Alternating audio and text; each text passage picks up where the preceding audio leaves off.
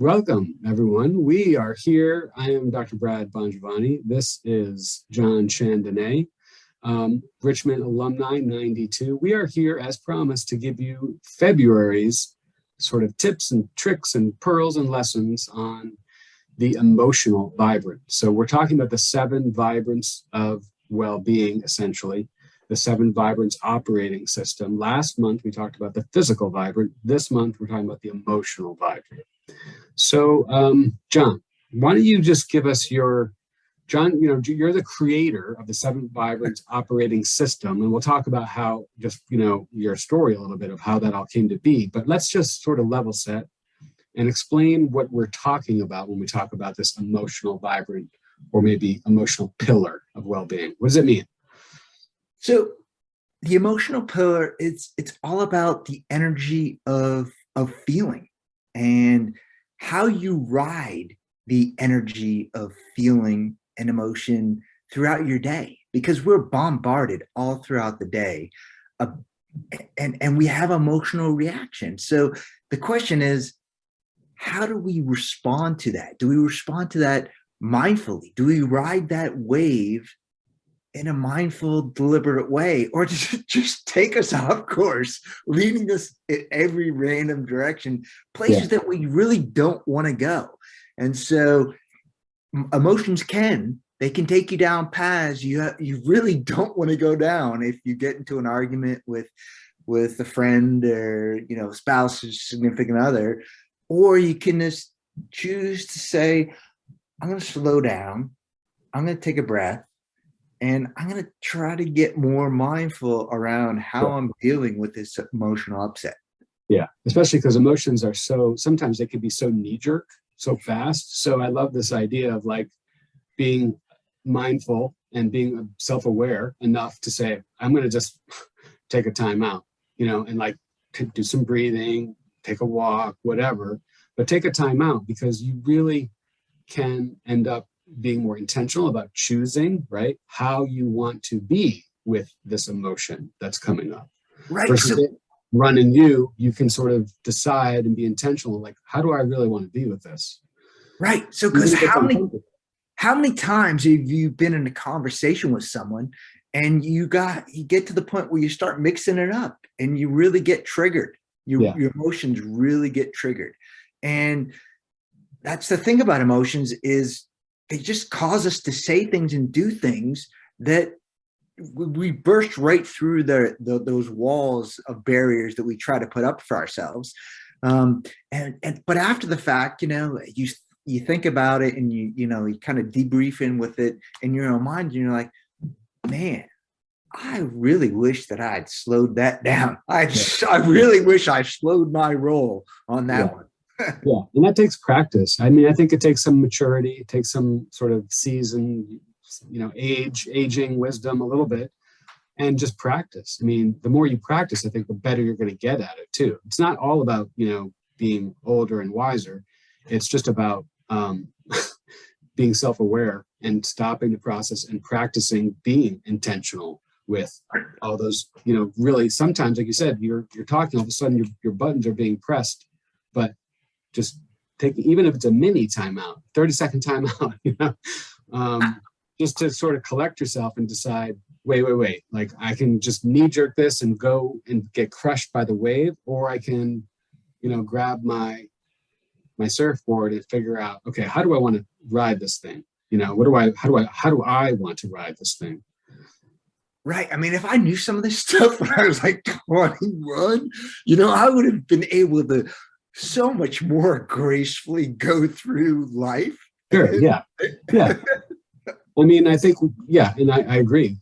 God, I mean, I think we all knew now or then, we all knew then what we know now, life would be different. And, you and I'm sure I'll speak for myself. I mean, I'm still learning. So there's times when it gets away from me.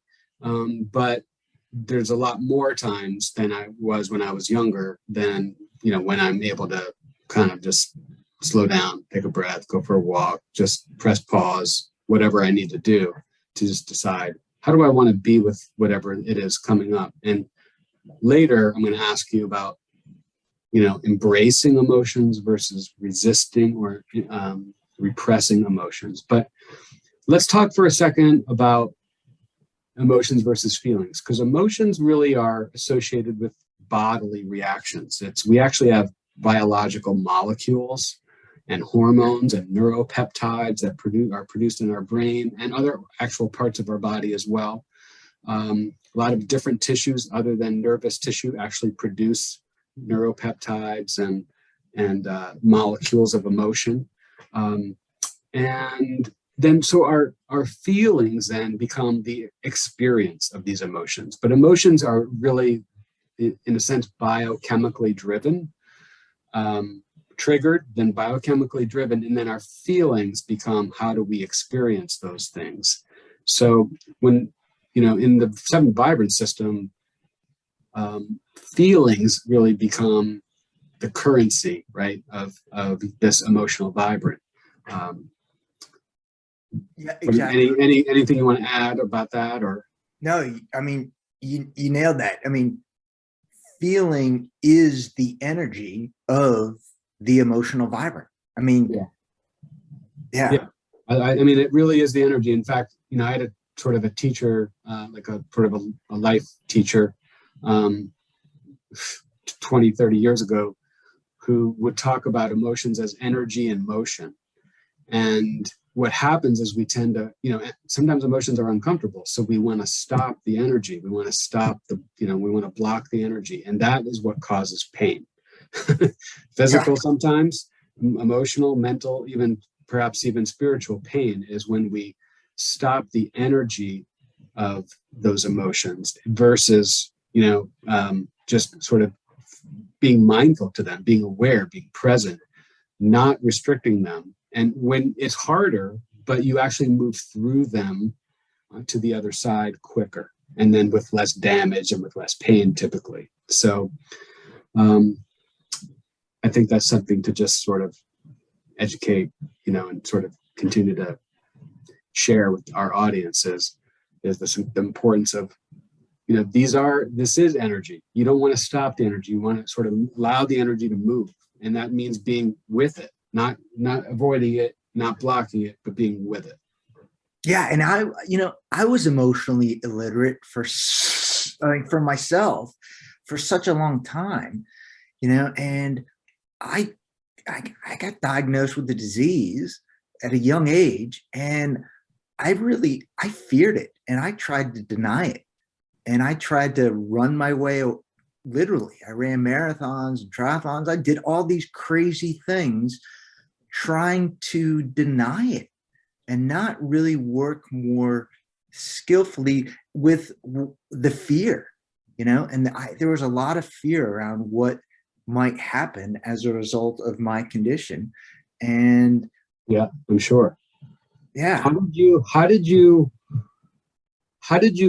what was the turning point where you were in basically resistance and denial and trying to do everything you could to pretend it wasn't happening, versus what was that turning point for you when you went from denial to just acceptance, and then still wanted to do all these positive things in your life? But what was that like? Do you recall that? Yeah, no, I was 34 and I'd just been married, and my wife and we wanted to have a child, but I was having trouble walking. I was falling downstairs.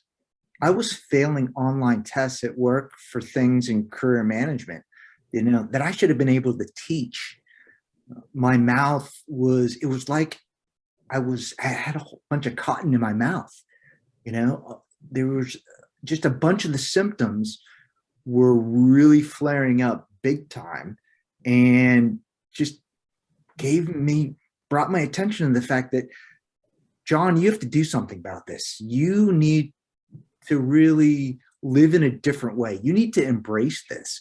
It's not your enemy, and you've been treating it like your enemy, and you're not going to outrun it, because you know what? You can't outrun it. That's not going to work, buddy. Yeah. And so I was on my knees, and it brought me to my knees and said, listen up. This is something that you need to deal with and figure out how to work with in a different way. Yeah. And that opened my life to a whole different course. It put me on a whole different track in life. And I burned the ship and I never looked back. Yeah. Yeah. What a powerful and pivotal moment, because I assume you were in denial for a reasonable amount of time. Like, yeah, it was not out for 8 years. Yeah. Okay. So I was going to say, years, right? Like years. I mean, that's a healthy dose of denial. It is. But it's interesting because it's sort of like once you make the decision, it's like in an instant, right? You just decide. Sometimes it takes 5 minutes, sometimes it takes 5 years, but you end up deciding, okay, I'm going to think differently about this. And then that just opens up a whole nother world to you. Right. Yeah. And the decision was pretty instantaneous. It was,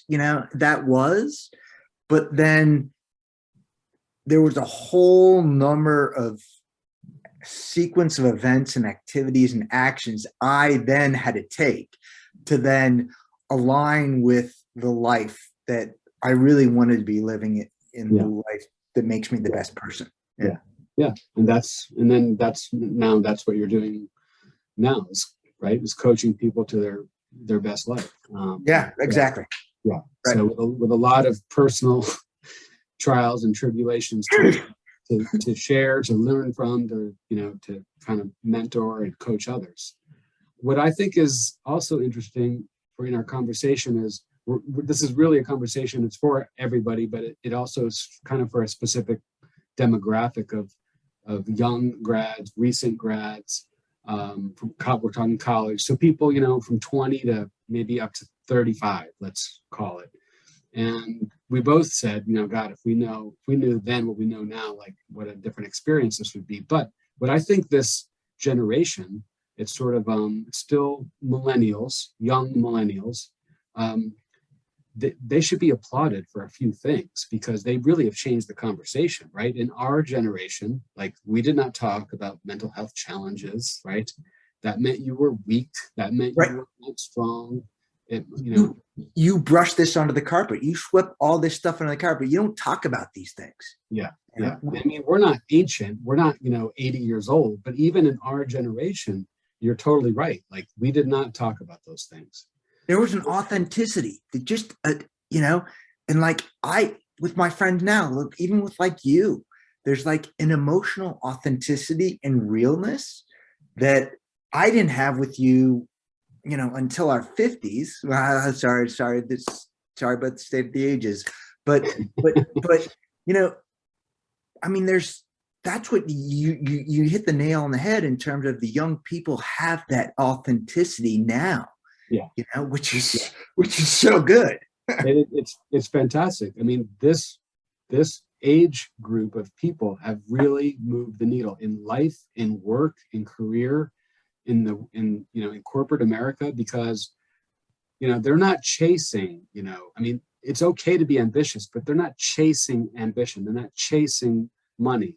What by and large this sort of group of people I think are chasing is happiness and work-life balance and a focus on what's really important in life. Yep. And our mental health is obviously so important. If we don't have it, we're going to talk about it. We now have, role models that very, very recently have I'm sure influenced this generation. You have got the Michael Phelps, right? You've got the Naomi Osakas. You've got Simone Biles, obviously. You've got entertainers like Demi Lovato and Lady Gaga and oh gosh, who was just on The Voice. Anyway, she's talked about her anxiety. So it's the conversation is changing, and I think this whole demographic of young men and young women should be really applauded because they're making it acceptable to talk about. The stigmatization is still there, but it's so much more reduced. And I just think we're not boomers, but it's sort of like, okay, boomer, like step aside because we're maturing now, this age range or this group of people, And we need to evolve the conversation in a meaningful way. You know, it's okay not to be okay. Like that might be the mantra, or one of the mantras of this generation, which I think is going to really serve them and then future generations really well. Yeah. And, you know, you said it earlier, and we're not chasing, we're not hiding, and we're living radically authentic, you know? Yeah, radically authentic. I mean, it does take radical authenticity if you're the top tennis player in the world and you tell the world, like, hey, I'm having some mental health issues, challenges. I need to sort of take a time out, right? Or the best gymnast on the planet in the most, you know, most visible way possible, saying, hey, I'm not okay right now, and I'm going to be okay with not being okay right now. Such good role modeling for not just athletes, obviously athletes, yes, but for all of us. And maybe that brings us to, I think what you and I agree is what we want to really impart, which is this concept of being, you can call it different words. I mean, you're throwing out authenticity. I love it. I agree with it. I have no argument with it. I think it goes hand in hand with embrace. First, you have to embrace versus resist or deny. And then you have to be authentic about it and open about it. And thankfully, the conversation has changed and is evolving. So it's a lot easier to be open about it, but it's still not always easy enough to talk to your boss, talk to your colleagues, you know, if you're in a corporate environment, or sometimes family and friends, depending on the dynamics of your family and friends, it might not be the easiest thing to talk about. Mm-hmm. But I think we would both agree that the more you can not deny, but embrace what's happening with you, feel it, be present with it, ask questions about it, explore it, be mindful. And I love, you know, mindful, I'll just remind the audience, mindfulness is very simple. It's basically just awareness without any judgment. And that's what we want when it comes to the emotional pillar too. Awareness, you don't have to judge it, just be aware, sort of let it tell you what it's designed to tell you. And that really speeds up the process of moving through the emotion to the other side. And that's such the important point, is you got to move through the emotion. That's such the important part, you know, because as you said originally, emotions are like water, and all emotions want to do is flow through you, right? And so don't dam them up, don't put them on a dam and let them well up. Just let them flow. Let the river go. Let the river flow. It's not always easy, but you'll find if you start trying this a few times, because it starts to get painful, right? When you're feeling the emotion. So you clench up, you hold down, you tighten up, you avoid, you want to distract. So I think we would encourage everyone to sort of experiment with this. Try not doing that. Try feeling it. It may seem scary, but what you'll find is, wow, like I moved through that so much faster. It didn't last a week, a month, a year. It lasted like a few hours or a few minutes because you were really, really present with it. So I think we throw that out there as our gift to the audience. Try it. You know, try it on, see how it works, experiment with it. I'm sure it won't take long to have opportunities to experiment with it, right? Because we're triggered all the time by different things. And I think, do you have anything else to add, John, or before we go? No, I think, okay. Yeah, just, you don't want to carry it around for 8 years like I did. I mean, you could have carried it around for 8 seconds. You could have carried it around for 8 minutes. You could have carried it around for 8 hours, 8 days. That would have been remarkable, but it was still available to you to move through it that fast. Yep. And so, you know, I don't think anyone would blame you for taking 8 years to really grapple with an MS diagnosis. But I think what we're saying is, it's up to you as an individual. How much do you want to resist? And how much do you want this, what you resist persists, right? So. And I made it even stronger. my resistance made it even stronger. Right. Yeah. So let go of the resistance, and it's a little scary, but I think what you'll find is you'll move through things so much faster. And so blessings to you. Thank you, Johnny. And we will be back next month in March with another short little conversation about another pillar of the 7 Vibrant Operating System. Take care, everybody. Awesome. Thanks, Doc. All right.